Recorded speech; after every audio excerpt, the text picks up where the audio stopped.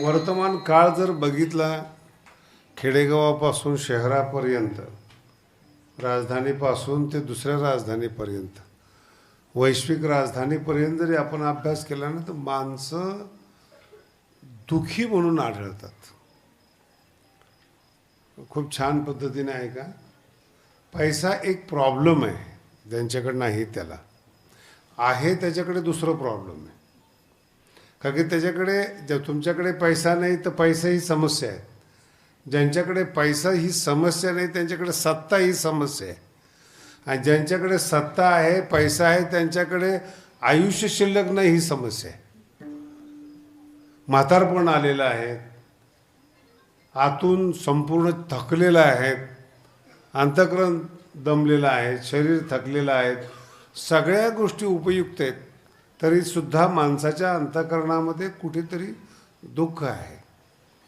त्याचं मूळ कारण काय आहे आणि ती लाईफस्टाईल कशी असायला पाहिजे, जीवन कसं असायला पाहिजे, त्याचं आजच्या दिवशी मार्गदर्शन आहे. हीच व्हावी माझी, हे तुकोबारायांचा अभंग आहे.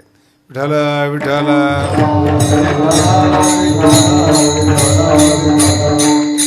प्रत्येक सप्ताह संपला की हा अभंग असतो बरं का. भजन संपलं, सप्ताह संपला की हा अभंग असतो, निमागणी असते. जवळपास वारकरी संप्रदायातल्या सगळ्या लोकांचा पाठ आहे. हीच व्हावी माझी. सगळीकडे अर्थाच्या बाबतीत थोडंसं दुर्लक्ष होतं, त्याचं आज आपण चिंतन करणार आहोत. काय, तुम्ही जेवढी लोक म्हणून जन्माला येत आहे किंवा आलेली आहेत किंवा येणार आहेत, याचं जे मूळ आहे ना, ते तुमच्या इच्छेवर सुख आधारित आहे. मराठी कळली ना, तुमच्या इच्छेवर सुख आधारित आहे. तुम्ही कशाची इच्छा करताय आणि कोणत्या फळाची इच्छा करतायत, या दोघांमध्ये तफावत आहे. उदाहरणार्थ, तुम्ही आंब्याचं झाड लावलेलं आहे, तर हे तुमचं कार्य आहे, हे तुमचं कर्म आहे की तुम्ही आंब्याचं झाड लावण्याचं कर्म केलेलं आहे. आणि तुमच्या मनामध्ये इच्छा अशी की पपई आली पाहिजे त्याला. हेच वर्तमान काळातल्या शैक्षणिक माणसाचं जीवन आहे. एक कृती करतायत आणि दुसऱ्या फळाची इच्छा करतायत. कृती एक आहे, कृती हे अभ्यास चांगला आहे, सुशिक्षितपणा चांगला आहे, पण त्या सुशिक्षितपणाला आणि पैशाला येणारं फळ हे वेगळं आहे. आणि तुम्ही जी इच्छा करताय त्याचं फळ वेगळं आहे. एकदम साधं गणित आहे बरं का, फार मोठं गणित नाही आहेत, फक्त कळायला थोडा वेळ लागेल. विठ्ठल विठ्ठल. बाबळीचं झाड लावलेलं आहे तर आंब्याची वाट पाहतोय. शहाणपणा आहे का मूर्खपणा आहे? बोला ना, बोलत चला, टेन्शन नका घेऊ कीर्तनच. का की तुमचा मूर्खपणा मी तुम्हाला सांगतोय ना, लाजायचं काय. बावळ लावलेली आहेत आणि आंब्याची वाट पाहतोय. आता याच्या पुढचा टप्पा पहा. तुम्हाला पैसे पाहिजेत, बरोबर आहे, इच्छा सुखाची करतायत. तुम्हाला कधीतरी कल्पना केली का, धनाबरोबर सुख आहे असं कधी तुम्हाला सुखी माणूस सापडलाय का? याला म्हणतात प्रवाह. आई वडिलांनी शिकवलंय पैसा कमवला पाहिजेत, मित्रांनी शिकवलंय पैसा कमवला पाहिजे, पण पैशाच्या सानिध्यात सुख आहे का हे कोणी सांगितलं नाही तुम्हाला. याला गतानुगतिके लोक हा असं म्हणतात संस्कृतमध्ये. परंपरावादी लोक. परंपरावादी म्हणजे हे करत आलेलो आहेत. आपण हे पैसा का कमवायचा असं नाही, पण लग्न का करायचं याचंही निश्चित नाही, पण ही परंपरा आहेत. पैसे कमवले पाहिजेत, मुलं बाळं झाली पाहिजेत, सुख मिळेल का नाही याचा विचार नाही. सुखाचा विचार नाही कोठे. शब्द लक्षात ठेवा, सुखाचा विचार. सुख मिळणं फार लांबचा विषय बरं. मराठी अगदी बारकाईने ऐका, ग्रामीण भाग असला तरी ऐकायला तयार आहे तुम्ही. सुखाचा विचार नाही, सुख मिळणं, असणं, प्राप्त करणं, त्याचे साधना मार्ग हा फार लांबचा विषय.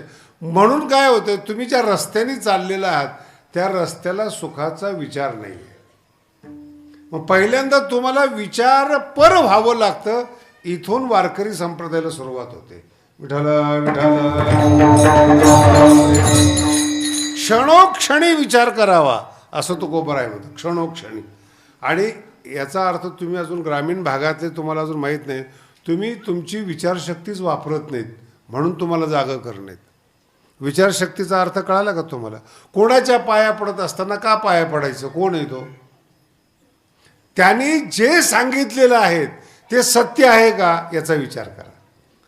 काही सांगतील लोक उद्या, सत्य कशावरून मानायचं?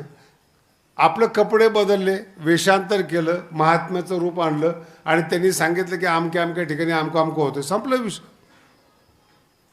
अभ्यास करून पहा तुम्ही. ऐकायचं कोणाचं? बरं, ज्याचं ऐकायचं त्याला त्याचा फायदा झाला का? काल माझ्याजवळ एक मनुष्य बसला होता आणि तो दुसऱ्या माणसाला सांगत होता वजन कसं कमी करायचं. आणि जो सांगत होता वजन कशी कमी करायचं त्याचं 110 किलो वजन. लक्षात आलं? आणि तो सांगतोय कुणाला? समोरच्याला. वजन कसं? तुम्ही हे, हा दृष्टांत नाही, हे वास्तव आहेत. कोणाचं ऐकताय तुम्ही? अज्ञानी लोकांचं ऐकताय का? मूर्ख लोकांचं ऐकताय का? तुम्ही कोणाला श्रेष्ठ मानता याच्यावर तुमचं सुख आहे. विठ्ठल विठ्ठल. ज्याला तुम्ही मोठं मानता तो त्याचा इफेक्ट तुमच्यावर पडतो. हिरोला मोठं मानलं त्याचा इफेक्ट तुमच्यावर पडतो. तुमचे केस विचित्र कापले जातात. कधी मी बघितलं नाही बरं का आयुष्यात असा भांग. एका साईडला कापलेलं, एका साईडला झोपके आलेले. तर मी एकाला विचारलं की ह्या साईडला मानेचा काही प्रॉब्लेम होतो का, वजन कमी केलंय? तर म्हणजे तसं नाही, फॅशन आहे. कोणी सुरू केली? त्याचं जे अनुकरण करतात तो सुखी आहे का याचा विचार करा. ज्याचं अनुकरण करताय त्याची मानसिक अवस्था काय, त्याची अंतःकरणाची अवस्था काय, त्याची बौद्धिक आणि विचारसरणी काय याचा पहिला अभ्यास करा. विठ्ठल विठ्ठल. पुढचा टप्पा आहे का? हा झाला आपल्या भागातला तरुण पोरांचा विषय. जे गावातली मोठी माणसं आहेत त्या प्रत्येकाचा नेता ठरलेला असतो. त्या नेत्याने काही करो पण तो त्याचा अनुयायी आहे, तो त्याचा उदो करणार. आता परिणाम पहा, तो दुखी झाला की तुम्ही दुखी, तो श्रीमंत झाला की तुम्ही श्रीमंत व्हाल याची गॅरंटी नाही. बरोबर आहे का? तुम्ही कोणाचं अनुकरण करताय त्याचा इफेक्ट तुमच्यावर पडतो. याच्यापेक्षा तुम्हाला ग्राम्य भागाचा दृष्टांत सांगतो. जे देवऋषी असतात ना, मला एकदा संबंध आला होता. त्याच्याकडे पाहिलं ना, नवीन भूताची कल्पना करायची गरज नाही, तोच भूत आहे साक्षात. त्याचा अवतार, त्याची दाढी, त्याचं ते फेटा बांधण्याची पद्धत, वागण्याची पद्धत. काही काही लोक गळ्यामध्ये ते हाडकं घेऊन फिरतात किंवा काय असं भीती दाखवण्याकरता फिरतात. त्यांनी मला विचारलं एक दिवशी, महाराज तुम्हाला भूत पाहायचं का? म्हणलं अजिबात नाही. भूतानी कुठे विचारायचं असतं का भूत बघायचं का म्हणून? तू असताना भूताची आवश्यकता काय? नाही महाराज माझ्याकडे रिद्धिसिद्धी, तुम्हाला काय पाहिजे ते देईल. म्हणलं तू का भिकारीस? याला म्हणतात विचार. जो देणारा आहे तुम्हाला, जो दावा करतो, तुमच्याकडून पैसे का घेतो? महालक्ष्मी यंत्र. मला तर कधी कधी ह्या टी व्हीवाल्याची एवढी दया येते. टी व्हीवर चर्चा चालली बरं का, डिबेट चालू आहेत. अंधश्रद्धा कशी, अंधश्रद्धा असू नये, दोन्ही डिबेट करतायत. श्रद्धा आणि अंधश्रद्धामध्ये काय, आणि ब्रेकमध्ये दाखवतात महालक्ष्मी यंत्र घ्या तुम्हाला पैसा मिळेल. कधी विसंगती शोधली तुम्ही? चर्चा काय आहे? अंधश्रद्धा. हे शिकलेली लोक आहेत आणि यांच्याच टी व्हीवर काय येतंय? महालक्ष्मी यंत्र, अमकं यंत्र, तमकं यंत्र, घरात ठेवा, पूर्व दिशेकडे तोंड करा, पैसा आल्याशिवाय राहत नाहीत. आणि चर्चा काय चालू आहे? अंधश्रद्धा नसली पाहिजेत. कोणाचं ऐकताय तुम्ही? तुमची विचारशक्ती बंद पाडणं. पुन्हा आहे का? तुमची विचारशक्ती बंद पाडणं याचं नाव आहे मार्केटिंग. विठ्ठल विठ्ठल. तुम्हाला सत्य सुचलंच नाही पाहिजे. आता दुसरा विचार आहे, दुसरा विचार आहे. भगवान बाबांनी तुमची जमीन घेतली का? बोला ना. तुम्हाला काही त्रास? महाराष्ट्राला काही त्रास? मग त्यांना तुमच्यामध्ये राहिल्यामुळं त्यांचं शरीर कापावं लागलं. ज्ञानोबारायला त्रास झाला, तुकोबारायला त्रास झाला, यांनी तुमच्याशी संबंध नसताना तुम्ही यांना त्रास दिला का? हे खरं बोलत होते. आणि जे खोटं बोलून तुमचा वापर करत होते ते त्या काळात जिंकत होते. आजही तीच परिस्थिती. सत्य सांगणारा जो संत आहे ना त्याला डिमांडच नाहीत. मार्केटिंग करणारा संतांचे फोटो बघा तुम्ही, हातात सोनं चांदी सगळं असं मुरलेलं वगैरे वगैरे. ज्ञानोबाने खूप सुंदर लिहिले. तो सत्य सांगत नाही, तो प्रदर्शन करतो. तुम्हाला पण कसं, आमचा महाराज बघा हेलिकॉप्टरमधून येतो, आमचा महाराज बघा अमक्या. अरे ज्ञान घेण्यासाठी तुम्ही आलात का व्यक्तीसाठी आलात याचा विचार करा. हा अभंग आहे बरं, हा अभंग आहे. तुकोबाराय काय शिकवतात? विचार, तुमची विचारशक्ती घाण ठेवू नका हे पहिलं शिकवतं. कुणी काही सांगेल. मुंबईला असताना माझ्याकडे ज्योतिषी आला. ज्योतिषी आल्यानंतर तुम्हाला माहिती आहे की शनी वक्री, ग्रह वक्री. त्यांनी मला सांगितलं की शास्त्रीजी सध्या तुमची शनीची दशा चालू आहे. मला सांगितलं, म्हणलं चालू असेल काय त्याला नाही, ती तुम्हाला महापूजा करावी लागेल. म्हणलं मग काय होईल? मग शनीची दशा कमी होईल. म्हणलं मी आता सुखी, गुरुच्या सावलीमध्ये आहे. शनी वक्री होऊ नाही तर सरळ होऊ मला काही फरक पडत नाही. पुन्हा आहे का मला सांगा, संन्याशाचा शनी वक्र झाला काय आणि सरळ झाला काय? संसाराला जाळून जो परमार्थ करतोय त्याचं काय नुकसान होणार आहे? हे ग्रह तारे नक्षत्र लोक तुम्ही जे नुकसान करणार आहेत ते मुळातच संसार सोडलेला आहे. काय नुकसान करणार आहे? तुम्ही बदनाम कराल, वाईट बोलाल. बरं तुम्ही वाईट बोलता हे ठीक आहे, तुमची लायकी काय? तुमचा अधिकार काय? तुम्ही काय जीवनामध्ये प्राप्त केलेत? दुसऱ्यासाठी, दुसऱ्याला टिंगल करण्यासाठी आपले तास वाया घालवत आहेत. याच्यापेक्षा दुसरा मूर्खपणा नाही. याला म्हणतात विचार करणं. ही वारकरी संप्रदायाची पद्धत आहे. ज्ञानेश्वरी विचार करायला शिकवते. योग्य विचार करा. गाथा विचार करायला शिकवतो. ऐकू नका कुणाचं, कुणाचे गुलाम होऊ नका. कुणी तुम्हाला विकत घेईल असं वागू नका.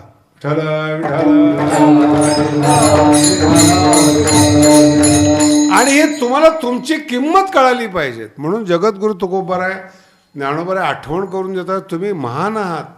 नर करणी करे सो नरका. एवढी ताकद तुमच्यामध्ये, तुम्ही गुलाम का होता? पण विचाराने तुम्ही बांधला गेलेला आहे, बंदिस्त झालात. विचार करण्याची कुवतच तुम्हाला उमलू दिली जात नाही.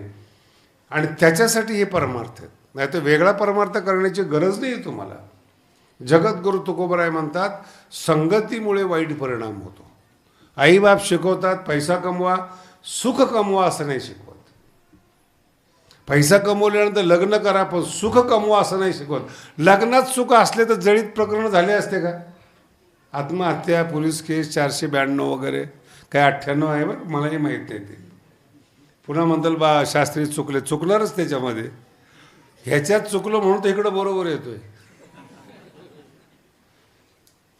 का? जर लग्नामध्ये सुख आहे तर मग लग्न झालेले का दुखी, जे सांगणारे ते का दुखीत? अनुकरण कोणाचं करायचं हे फार महत्वाचा शब्द आहे. सकाळी 40 गावकडे कीर्तन होतं, त्यातला हा विषय थोडासा. याल तरी या रे लागे अवघे माझ्या मागे मागे. अनुकरण करायचंय ना, कोणाचं करायचंय? साधू संत ज्यांच्याकडे पाहिल्यानंतर समाधानी होतात ना त्यांचं अनुकरण करा. साधी गोष्ट आहे, एकदम सरळ आहे. आणि त्याच्यापेक्षा भारताची जी तरुण पिढी आहे ना इतकी व्हायला चालली, बघू वाटत नाही. तो बघू वाटत नाहीत महाराज. नोकरी लागलेली काय आणि न लागलेली काय दोन्ही व्हायला चाललेली. ज्यांना IT मध्ये नोकरी लागलेली आहेत त्यांचं आयुष्य बघा तुम्ही. त्यांना रोज पगार मिळतो पण तो पगार मिळालेला आनंदात खर्च करत नाही, शरीर खराब करण्यामध्ये खर्च करतात. व्यसन आहेत, झोप नाहीत, जेवण बरोबर नाहीत, व्यायाम नाहीत आणि पैसे येताना दिसत आहेत आणि तब्येत खराब होत चाललेली आहे. 35व्या वर्षी 40व्या वर्षी 60 वर्षाची माणसं दिसतात. काय आग लावायची त्या शिक्षणाला? ज्या वेळेस चमकायला पाहिजे त्या टायमाला चमक गेलेली असते. वापर केलेत लोकांनी, तारुण्य काढून घेतलंय आणि तुम्हाला इतक्या सुविधा दिलेल्या आहेत. एक बाई होती आमच्याकडे आलेली, लग्न होत नव्हतं तिचं, 100 किलो वजन, किती पगार, 6 लाख रुपये महिना. आणि ही 20 वर्षापूर्वीची गोष्ट आहे. 20 वर्षापूर्वीचे किती आहेत? 6 लाख. मग मी त्या पोरीला म्हटलं बसू दे, थोडा वेळ बोलू दे. तिला वय काय म्हटलं? म्हणे 22 आहे. असं ठीक आहे. पण काय प्रकार आहे म्हणे? मी पहिली 60 किलोची होते म्हणे, पण 40 किलो 2 वर्षामध्ये वाढलं. म्हटलं कसं काय वाढलं? ऐका बरं का, IT चे लोक आहेत ना पुण्या मुंबईतले, त्यांनी सांगितलेली त्यांची कथा आहे. त्यांनी सांगितलं की आम्ही कल्पनेत जॉईन झालो आणि कंपनीने आम्हाला अधिकार दिले. रोज एका शहरामध्ये, कलकत्ता, मुंबई, चेन्नई, मीटिंग अटेंड करायच्या, 5 स्टारमध्ये राहणं आणि विमानाने फिरणं. 2 वर्षामध्ये 40 किलो वजन वाढलं. कळालं का तुम्हाला? 2. आता मला सांगा, सुरुवात ही गरीब घरातली पोरगी, अचानक तिला विमान मिळालं, अचानक 5 स्टारमध्ये राहणं मिळालं, आणि असं जेवण सजवलेलं असतं 5 स्टारमध्ये, प्रत्येक वस्तू खावीशी वाटते, इतकं सजवलेली असते, चव असते, पण चोथा असतो. कळालं का? कसदार ज्याला म्हणतो ना आपण, ते नाही. मग आता ते खाल्लं तुम्ही, मीटिंग अटेंड करताय, व्यायामाचं नावच नाही ना. मला एक सांगा, 2 वर्षामध्ये तुमचं वजन वाढलं, मुलं, एवढा पगार असताना मुलं तुम्हाला नाकारतायत. कुणी तब्येत खराब केली? बोला ना.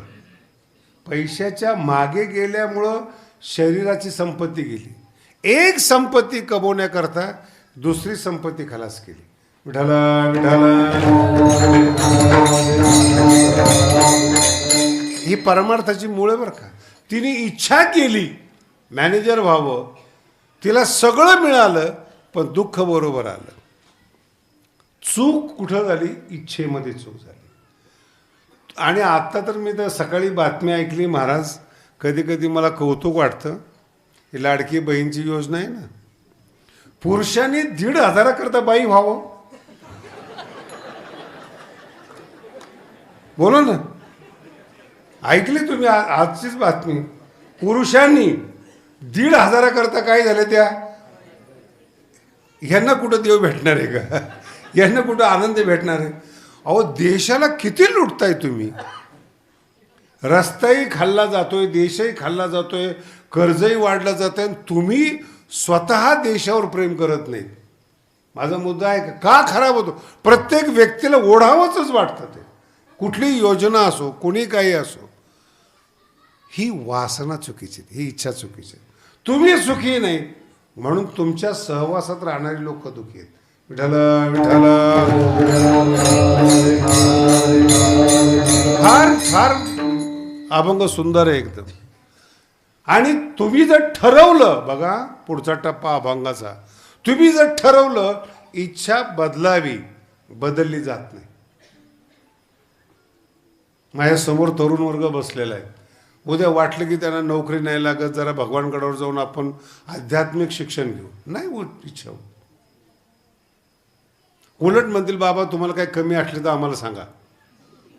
ज्यांना नोकरी नाही ते पण म्हणतात, काय कमी असलं तर आम्हाला सांगा, पण आम्हाला बदलायला सांगू नका. नाही, नका बदलू, पण सुख मिळणार नाही, आनंद मिळ. मग तरुण पोरं आनंदी का असतात? याचं मूळ कारण फार सुंदर आहे. तारुण्यच आनंद देणार आहे. तारुण्यासाठी आनंदाची गरजच नाही. जोपर्यंत तरुणपणा आहे तेच आनंद आहे. लक्षात आलं का? तारुण्य अवस्थाच आनंदी आहेत. बघा तुम्ही, पाऊस पडला की पोरं कपडे काढून निघतात. म्हातारं बघा कुठं पडलेलं आहे, आणि ते म्हाताऱ्या बाया सांगतात, नको जाऊ, पडसं होईल, होऊ दे. तारुण्य बोलते. काम करायचं असलं, भांडणं करायचे असले, जीवावर उदार असतात, त्याला तारुण्याचा मद मानतात. आणि त्या मदामुळं जेव्हा तुम्ही तुरुंगात जाता, जेव्हा तुम्ही चुकीच्या ठिकाणी जाता, जेव्हा एखादा रोग होतो, जेव्हा एखादं व्यसन लागतं, आणि तोपर्यंत तरुण पण निघून गेलेलं असतं, उर्वरित आयुष्य केवळ आणि केवळ तरुणपणात चुका केलेल्या भोगण्यासाठी आयुष्य आहे. मराठी कळाली का तुम्हाला?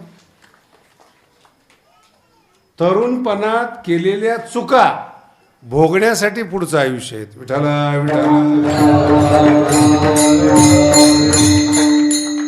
तुम्ही म्हणाल माझं परमार्थाचं काय वेगळं आहे? परमार्थाचं इतकं वेगळं आहे महाराज. पहिल्यांदा दुःख होतं तरुणपणामध्ये. तरुणपणाचा परमार्थात आलं ना, पहिल्यांदा दुःख व्हायचं. माझी तर अशी अवस्था असायची, 55-60 किलो वजन होतं अभ्यास करून करून. 90-91च्या गोष्टी आहेत. एखाद्या गावात कीर्तनाला गेलं ना, ते सगळे दुःखी व्हायचे मला पाहून. तुम्ही कीर्तनकार का? इथून टिंगल सुरुवात. 90-91ची गोष्ट आहे. म्हणलं हो मी कीर्तनकार.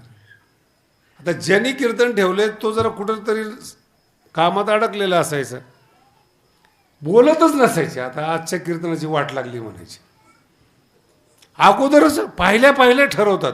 आणि हा जीवनातला सगळ्यात मोठा धोका आहे. अनुभव घ्या आणि मग ठरवा. असं ठरवू नका. मी काही बोलत नसायचं थांबा. मग ते ज्यांनी कीर्तन ऐकलेलं, तारीख घेतलेली असायची, ते यायचे. कीर्तन झालं ना ते गाव मागं लागायचं तारखा पाहिजे म्हणून. आणि जेवढे लोक असायचे ना टाळकरी वगैरे त्या काळामध्ये, महाराज काय कीर्तन केलं तुम्ही? म्हणलं अगोदर कशाला बोंबललं? ऐका मग निर्णय घ्या ना. कोणताही साधू असो, कोणताही गुरु असो, अनुभव घ्या आणि मग त्याच्या बाबतीत निर्णय करा. ऐकून निर्णय करू नका. शब्द लक्षात. ऐकून निर्णय करू नका. विचारशक्ती गायब करू नका. आणि मग तुम्ही निर्णय घ्या. कोण बोलतंय आपल्याला? ज्ञानोबा बोलतात, आदरणीय आहे. 16 वर्षाच्या आत ज्यांनी ज्ञानेश्वरी लिहिली ते आपल्याला सांगतायत. आणि जी ज्ञानेश्वरी आजही कळत नाहीत एवढे विद्वान आपल्याला बोलतायत. आपली मान आदरानं डोलली पाहिजेत. त्याला म्हणतात माणूस, त्याला म्हणतात जिवंत माणूस. आपण ऐकतो कुणाचं? पिक्चरवाल्याचं. 2 बायक. आताच्या जेवढ्या सिरियल निघालेल्या आहेत, 3-4 लग्न झाल्याशिवाय सिरियलच संपत नाही महाराज. काय आदर्श दिलाय तुम्ही लोकांपुढे? बरं ह्याच्यामध्ये काय होणार आहे तुमचं? कधी विचार केलाय का तुम्ही? जगद्गुरु तुकोबाराय म्हणतात, मी या संसारातून बाहेर आलो. बघा, या संसारातून बाहेर आलो. आता मला बदलायचंय. पण मी बदलत असताना पहिल्यांदा काय बदललं पाहिजे?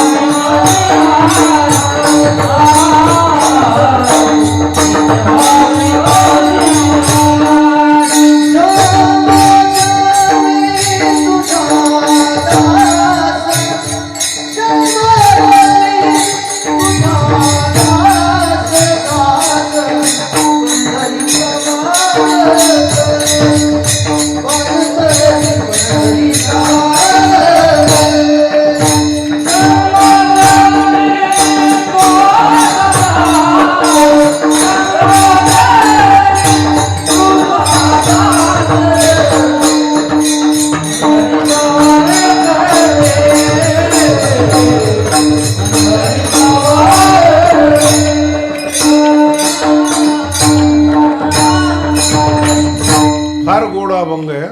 एकच तुकडा इतका सुंदर आहे या अभंगाचा. पुढचा अभंगापेक्षा पहिल्या डोक्यात बसवा. हीच व्हावी माझी आस. आस म्हणजे आशा. आशा म्हणजे इच्छा.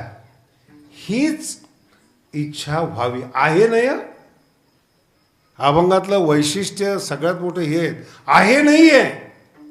भगवंता माझ्याकडून माझी इच्छा बदलत नाही आहेत. मला आशा बदलवता येत नाही, कारण की वाईट माणसाच्या संगतीमध्ये इच्छा 1 सेकंदासाठी बदलते आणि पुन्हा फिरते. माझ्यात ताकद कमी. जगद्गुरु तुकोबाराय म्हणतात, म्हणून देवा तू मला दान दे, तू माझ्यावर कृपा कर आणि माझ्या इच्छेला बदल. हीच व्हावी. आहे नाही.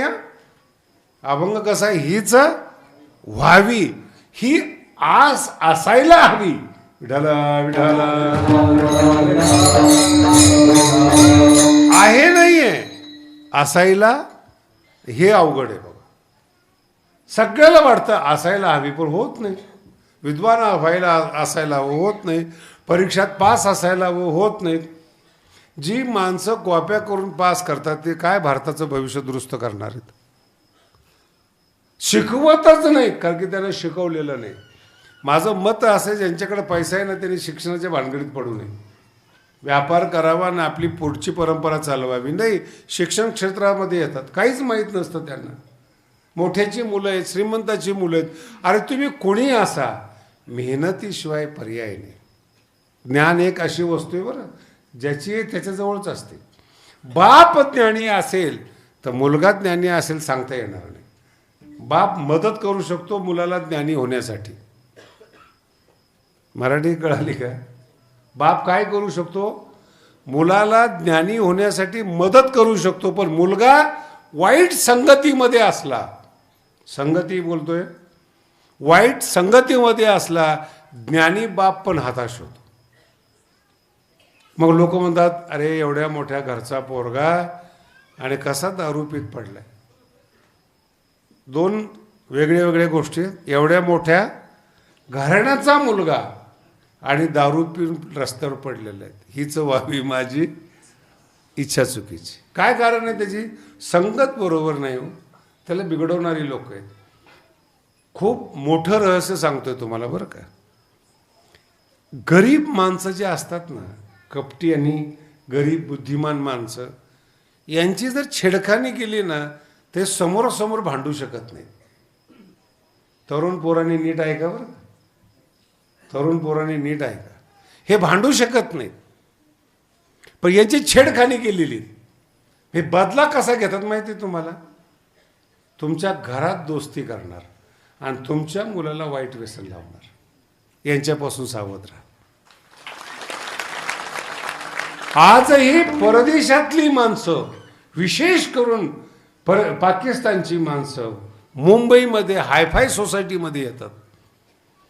कॉलेजमध्ये ॲडमिशन घेतात आणि जे गर्भश्रीमंत लोक आहेत त्यांच्या मुलाला व्यसनी करतात. आपली देशाची श्रीमंती कमजोर व्हावी आणि ते मुलं जर एकदा ड्रगिस्ट झाले बर्बाद झाले श्रीमंती संपली ना. जे श्रीमंती उभं करण्यासाठी तर हयात गेली जुन्या माणसांची. एक पोरगा बिघडला श्रीमंती संपली. दुश्मन लोक जे तुमचे कल्याण करू इच्छित नाहीत ते तुमच्याशी दोस्ती करतात. हे तरुण पोरांनी लक्षात ठेवावं. आणि जर तो तंबाखू खायला आणि दारू प्यायला शिकवत असेल ना तर तो आपला मित्र नाही आहे. आपलं तारुण्य खराब करायला शिकवतो आपला मित्र नाही आहे. तो दुश्मनाने बदला घेण्यासाठी पाठवलेला माणूस आहे. म्हणजे महाराज जरा अजून पटत नाही आहेत. त्याचं सगळ्यात मोठं उदाहरण सांगतो तुम्हाला. सगळ्यात मोठं उदाहरण. भीष्म हे ब्रह्मचारी आहेत. ऐकलं ना सगळ्यांनी? भीष्म हे ब्रह्मचारी आहेत आणि त्यांना गेल्यानंतर मुली आवडल्या एका राजाच्या, विशेष करून गांधारी. आता हे भीष्माचं काम मुली आवडले की घेऊन यायचे. तसंच धृतराष्ट्रासाठी आजचं कंधार म्हणजे अफगाणिस्तान, अफगाणिस्तान देशाच्या राजाची मुलगी गांधारी. जुनं नाव तिचं गांधार नरेश होतं आणि त्या देशाच्या मुलीला गांधारी म्हणायचं. जसं द्रुपद राजा आहे तर तिचं नाव ॲटोमॅटिक द्रौपदी व्हायचं. काय की राजाची मुलगी म्हणजे सगळ्या प्रजेची मुलगी द्रौपदी. गांधार देशाची मुलगी म्हणजे सगळ्यांची मुलगी गांधारी असं नाव. आणि भीष्माला पसंत आली आणि सांगितलं की मला ही मुलगी पसंत आहे, धृतराष्ट्रासाठी पाहिजे. ही दादागिरी आहे. भीष्माचार्याबरोबर लढण्याची हिंमत नाही कुणाची. नाही म्हणण्याची ताकद नाही. आणि राग आला गांधारीच्या भावाला. त्याचं नाव काय? किती पाठ आहे बरं तुम्ही. संतांची नावं नाही लक्षात पण कपटी माणसं पाठ आहेत. काय नाव आहे? शकोणी. गांधारीचा भाव शकुनी, हे घडलेले कथानक आहे बरं. भविष्यात तरुण पोरांनी सावध व्हावं म्हणून मी सांगतोय. जे वयोवृद्ध असतील ना त्यांनी सावध व्हावं म्हणून सांगतो. आपली मुलं दुश्मनाच्या मुलाच्या संगतीत आहेत का नाही चेक करा. आपली पिढी, तुम्ही पैसे कमवण्याच्या नादात राहाल आणि इकडे पोरं दुश्मन बदलून टाकतील, बापाच्या विरोधात करतील, आणि मग बदला घेता येत नाही, बोलता येत नाही. आता हे दोन प्रकार आहेत बरं का. अखंड हिंदुस्थानचा राजा आणि त्याचं मांडलिक राज्य गांधार, केंद्र सरकार आणि राज्य सरकार. आता राज्य सरकार काय बोलणार, वरून फतवा निघाला, त्यात मेन माणूस दिली मुलगी गांधारी. गांधारीला जेव्हा कळालं की माझा नवरा आंधळा आहे, 3 डोळ्याला पट्टी बांधली. मी ते सांगत नाही. आता गांधार देश असताना, राजाचा मुलगा शकुनी असताना तो भारतात कशाला आला? कधी विचार केला का तुम्ही या गोष्टी? बहिणीच्या घरात राहण्यासाठी का आला?